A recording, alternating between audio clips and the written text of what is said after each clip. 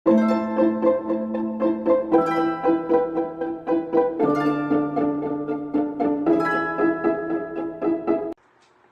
day everyone, I am Lance Mantigi from Section Delta Base Criminology.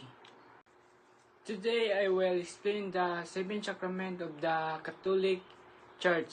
Sacraments are sacred gifts, signs given by God to strengthen our faith and guide us in our Christian life.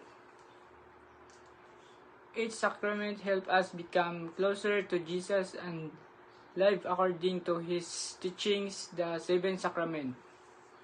Number 1. Baptism is the first sacrament and the beginning of Christian life. Through baptism, a person becomes a child of God and is welcomed into the church. Water is used as symbol of cleaning from his sin and receiving a new life with Christ. Confirmation strengthens the faith that began in baptism.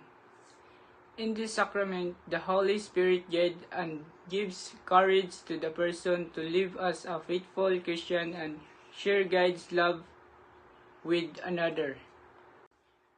The Eucharist is receiving the body and blood of Jesus Christ during Holy Mass and nourishes our spiritual life and reminds us of Jesus' sacrifice and love for humanity.